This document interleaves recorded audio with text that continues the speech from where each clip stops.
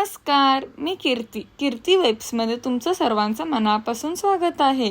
आज आपण मिसल पाव बनवूया. सर्वात आधी आपण बटाटे उकडून घेऊया. त्यात जरा पाणी घालून 2 शिट्टी काढून घेऊया.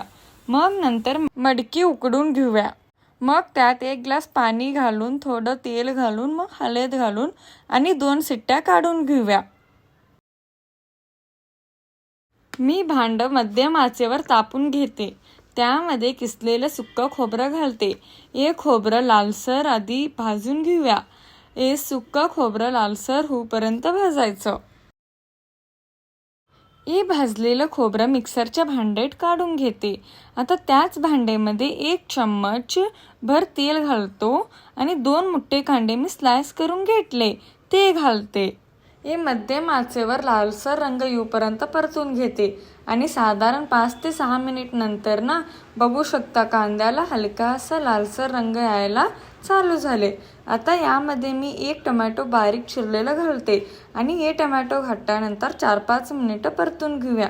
टोमॅटो थोडंसं मऊ व्हायला पाहिजे. आता गॅस बंद करूया आणि मसाला थंड झाल्यानंतर मिक्सरच्या भांड्यात काढून घेऊया. आणि आता मस्त मसाला वाटण काढणार आहे आणि या ठिकाणी वाटण रेडी आहे.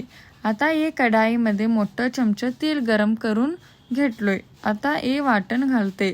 आता हे मसाला मध्यम आचेवर 3-4 मिनिट परतून घेऊया. मग यामध्ये सुके मसाले घालूया. सगळ्यात आधी गरम मसाला आणि लाल तिखट आणि हे मसाले चांगला मिक्स करून घेऊया. आणि या ठिकाणी मसाल्याला मस्त तेल सुटलेलं आहे. मग यात पाणी घालूया. मग उकडलेली मडकी आणि बटाटे घालूया. मग त्यात चवीनुसार मीठ घालूया. मग मस्त ते 7 ते 8 मिनिट उकळून घेऊया.